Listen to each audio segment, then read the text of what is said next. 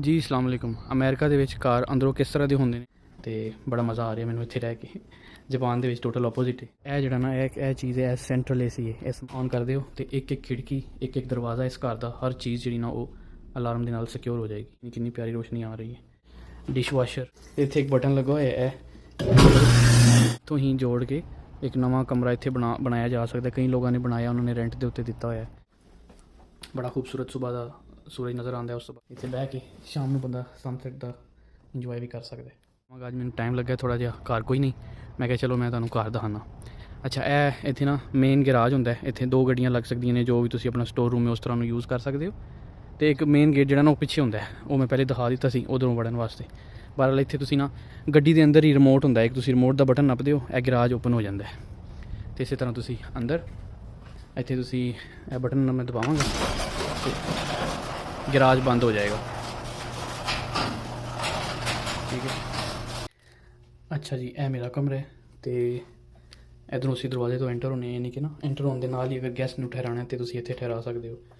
ਉਸ ਤੋਂ ਬਾਅਦ ਇਹ ਐਂਟਰੈਂਸ ਹੈ, ਇਹਦੇ ਲੈਫਟ ਸਾਈਡ 'ਤੇ ਇੱਥੇ ਇੱਕ ਬੈਡਰੂਮ ਹੈ। ਠੀਕ ਹੈ। ਉਸ ਤੋਂ ਬਾਅਦ ਇਹ ਸ਼ਾਵਰ ਟੋਇਲਟ ਇਕੱਠਾ ਹੀ, ਕਾਫੀ ਖੁੱਲ੍ਹਾ ਡੁੱਲਾ। ਅਤੇ ਇਹ ਮੇਨ ਚੀਜ਼, main TV launch, living room.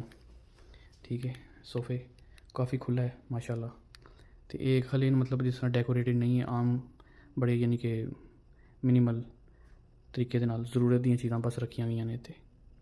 ਉਹ ਪਿੱਛੇ ਇੱਕ ਵੱਡਾ ਮਾਸਟਰ ਬੈਡਰੂਮ ਹੈ, ਉਹ ਮਤਲਬ ਹੈ ਸਾਰਾ ਕਾਫੀ ਵੱਡਾ, ਪ੍ਰਾਈਵੇਸੀ ਦੀ ਵਜ੍ਹਾ ਤੋਂ ਮੈਂ ਦਿਖਾ ਨਹੀਂ ਸਕਦਾ। ਇੱਥੇ ਅਸੀਂ ਖਾਣਾ ਵਗੈਰਾ ਖਾਂਦੇ ਹਾਂ ਬਹਿ ਕੇ। ਅਤੇ ਇਹ ਨਾ ਇੱਥੇ ਇਸ ਮਕਾਨ ਦੀ ਖਾਸੀਅਤ ਹੈ ਕਿ ਜਿੱਥੇ ਵੀ ਤੁਸੀਂ ਬਹਿਣਾ ਨਾ ਉੱਥੇ ਖਿੜਕੀ ਹੈ, ਇੱਥੇ ਇੱਕ ਖਿੜਕੀ ਹੈ, ਇਹ ਟੀਵੀ ਲੌਂਜ ਹੈ। ਇੱਥੇ ਨਾ ਬੜੀ ਪਿਆਰੀ ਰੋਸ਼ਨੀ ਨਾ ਇੱਥੇ ਅੰਦਰ ਆਉਂਦੀ ਹੈ। ਅਤੇ ਉਹ ਕਮਰਾ, ਉਹਦੀ ਵੀ ਖਿੜਕੀ ਉੱਥੇ ਪਿੱਛੇ ਲਾਉਣ ਨੂੰ ਲੱਗਦੀ ਹੈ। ਇਹ ਇੱਕ ਬੈਡਰੂਮ ਹੈ, ਇਹਦੀ ਵੀ ਖਿੜਕੀ ਪਿੱਛੇ ਲਾਉਣ ਨੂੰ ਲੱਗਦੀ ਹੈ। ਉਹ ਉੱਥੇ ਮੈਂ ਰਹਿਣਾ ਉਸ ਕਮਰੇ ਦੇ ਵਿੱਚ, ਉਹਦੀ ਵੀ ਖਿੜਕੀ ਬਾਹਰ ਲੱਗਦੀ ਹੈ ਗਲੀ ਨੂੰ ਬੜੀ। ਇੱਥੇ ਬਹਿ ਕੇ ਸ਼ਾਮ ਨੂੰ ਬੰਦਾ ਸਨਸੈਟ ਦਾ ਇੰਜੋਏ ਵੀ ਕਰ ਸਕਦਾ। ਅਤੇ ਸਭ ਤੋਂ ਇੰਟਰਸਟਿੰਗ ਚੀਜ਼ ਜਿਹੜੀ ਨਾ ਇੱਥੇ ਉਹ ਹੈ ਇਹ ਕਿਚਨ। ਸੁਬਾਹ ਜਦੋਂ ਮੈਂ ਉੱਠ ਕੇ ਆਉਂਦਾ ਵਾ ਨਾਸ਼ਤਾ ਵਗੈਰਾ ਕਰਨ, ਅਤੇ ਇੱਥੇ ਬੜਾ ਖੂਬਸੂਰਤ ਸੁਬਾਹ ਦਾ ਸੂਰਜ ਨਜ਼ਰ ਆਉਂਦਾ। ਉਸ ਤੋਂ ਬਾਅਦ ਪਰਿੰਦਿਆਂ ਦੀ ਆਵਾਜ਼, ਬਹੁਤ ਨੇਚਰ ਜਿਹੜੀ ਨਾ ਬੰਦਾ ਫੀਲ ਕਰਦਾ। ਇਹ ਮੈਂ ਹੁਣ ਖੋਲ੍ਹਿਆ, ਇਹ ਪਿੱਛੇ ਜਨਾਬ ਲੌਨ ਹੈ ਸਾਡਾ। ਦਰਵਾਜ਼ਾ ਬੰਦ ਕਰ ਦਈਏ, ਮੱਛਰ ਨਾ ਅੰਦਰ ਚਲੇ ਜਾਣ। ਇਹ ਪਿੱਛੇ ਲੌਨ ਹੈ, ਇੱਥੇ ਵੀ ਅਗਰ ਅਸੀਂ ਚਾਹੀਏ ਤਾਂ ਇੱਥੋਂ ਹੀ ਜੋੜ ਕੇ ਇੱਕ ਨਵਾਂ ਕਮਰਾ ਇੱਥੇ ਬਣਾਇਆ ਜਾ ਸਕਦਾ। ਕਈ ਲੋਕਾਂ ਨੇ ਬਣਾਇਆ, ਉਹਨਾਂ ਨੇ ਰੈਂਟ ਦੇ ਉੱਤੇ ਦਿੱਤਾ ਹੋਇਆ। ਠੀਕ ਹੈ। ਇਹ ਇਹਦੀ ਫੈਂਸ ਲੱਗਾ ਹੋਇਆ, ਬਾੜ ਲੱਗੀ ਹੈ। ਅਤੇ ਨਾ ਇਹ ਵੇਖੋ ਜ਼ਰਾ, ਇਹ ਮੈਂਗੋ ਦਾ ਟਰੀ ਹੈ। ਇਹਦੇ 'ਤੇ ਬਹੁਤ ਫਲ ਲੱਗਦਾ ਹੈ। ਪਿਛਲੇ ਸਾਲ ਬਹੁਤ ਫਲ ਲੱਗਾ ਸੀ, ਹਾਲੇ ਵੀ ਇਹਨਾਂ ਨੇ ਫਰੀਜ਼ਰ ਕੀਤਾ ਹੋਇਆ। ਕਦੀ ਕਦੀ ਮਿਲਕ ਸ਼ੇਕ ਬੰਦਾ ਬਣਾ ਲੈਂਦਾ, ਉਂਝ ਵੀ ਖਾ ਲੈਂਦਾ। ਇੱਕ ਮੈਂਗੋ ਦਾ ਦਰਖਤ ਹੈ ਵੇ, ਅਤੇ ਉਹ ਮੇਨ ਸੜਕ ਹੈ ਨਾ ਉੱਧਰ ਉਸ ਪਾਸੇ, ਮੇਨ ਗਲੀ, ਯਾਨੀ ਕਿ ਇੱਥੋਂ ਇਹ ਬਾੜ ਲੱਗੀ ਹੈ ਤਾਂ ਕਿ ਕੋਈ ਬੰਦਾ ਜਾਂ ਕੋਈ ਜਾਨਵਰ ਵਗੈਰਾ ਅਗਰ ਰਾਤ ਨੂੰ ਆਉਂਦਾ ਤਾਂ ਉਹ ਅੰਦਰ ਨਾ ਆ ਸਕੇ, ਜਸਟ ਫॉर ਸੇਫਟੀ।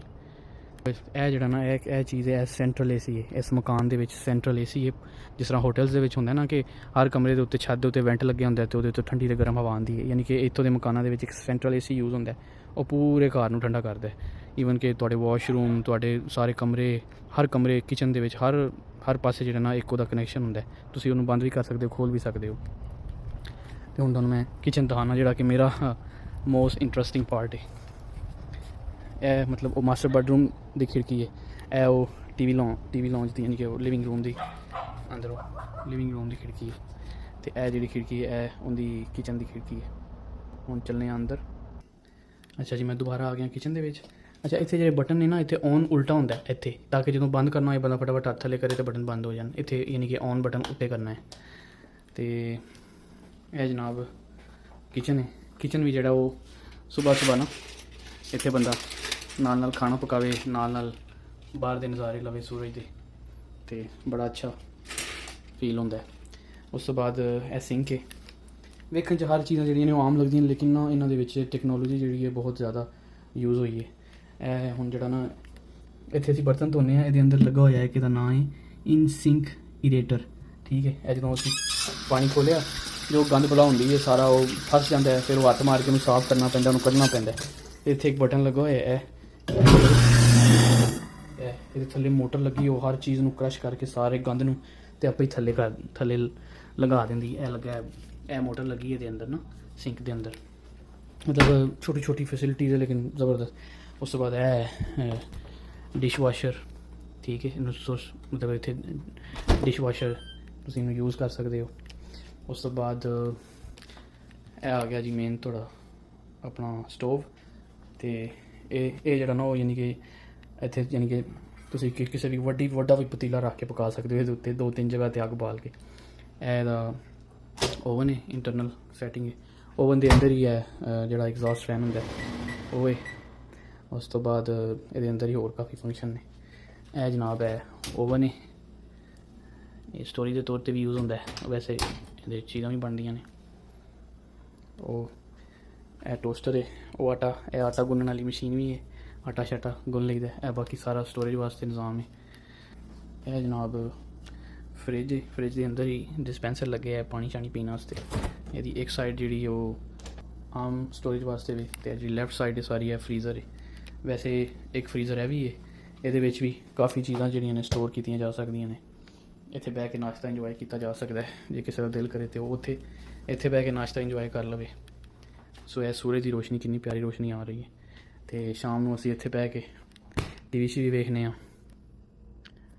तो यह काफ़ी खुला डुला घर है, यानी कि एक बैडरूम है वे, एक बड़ा बैडरूम उत्थे वे, तो एक बैडरूम उत्थे वे जिथे मैं रह रहा वहाँ। इत्थे ना डबल स्टोरी घट ही होंदा, इत्थे ना सिंगल स्टोरी होंदा है, क्योंकि उत्ते दी छत जी ना वो इस तरह होंदी है तिरछी। अच्छा, तो यह सी जी मकान, तुम सारे कह रहे सो कि दिखाओ मकान अंदरों किस तरह के। तो कोई नहीं, आम मकान की तरह, लेकिन इतने फैसिलिटीज़ जड़ियाँ इस मकान के अंदर बहुत ज़्यादा ने। उस बाद में फुली अलार्म सिक्योरिटी, ये जिन्नियां भी खिड़कियां ने, एक एक खिड़की एक एक दरवाज़ा, हर दरवाजे के नाल जोड़ा ना सेंसर लगे ने। तो जो तुम रात को सौंदे हो तो कोई बंदा छेड़छाड़ करे, खोलने की कोशिश करे, तो आपे अलार्म बोलता है।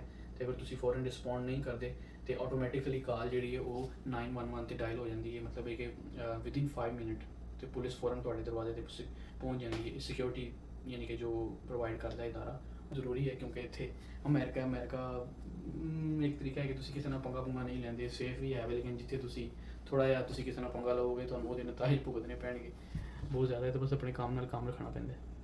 यह भी दा सेंट्रल अलार्म सिस्टम इस कार का, ठीक है। होम करांगा, अलार्म ऑन हो गया है। होम ऑन कर दो तो एक एक खिड़की एक एक दरवाज़ा इस घर का हर चीज़ जी ना वो अलार्म के नाल सिक्योर हो जाएगी। ये सारा ना इंटरनेट के नाल कनैक्टेड है, ठीक है। इंटरनेट के अंदर अपनी सिम है, यानी कि अगर थोड़ा घर का कोई इंटरनेट कट दे तो इस डिवाइस की अपनी सिम है, ये अपनी सिम के जरिए इंटरनेट लैके तो जोड़ा ना अपना काम करता रहेगा। तो ये कार जोड़ा इसकी कीमत जी ना अगर अमरीकी डॉलर के दसा तो वो तकरीबन मेरे ख्याल है 3-3.5 लाख डॉलर है, अगर मैं गलत ना होया तो। यानी एग्जैक्टली बहरहाल 3 लाख डॉलर तो उत्ते वे इस कार की कीमत ना। पाकिस्तानी आप हिसाब ले लेने कितने बनते हैं, लेकिन बड़ी खुली जगह है तो बड़ा मज़ा आ रहा मैंने इत्थे रह के। जापान के टोटल ऑपोजिट है, उत्थे बिल्कुल तंग छोटे छोटे अपार्टमेंट ने जिहदे विच असीं रहने। हर कंट्री का अपना लाइफ स्टाइल होंदा है। तो यह जी साडा मकान अमेरिका के अंदरों। तो आई होप कि मैं हर चीज़ कवर कर दी है। सिंपल जिहा मकान है, लेकिन दुनिया की हर किस्म की सहूलत मौजूद है इत्थे। अल्लाह हाफिज़।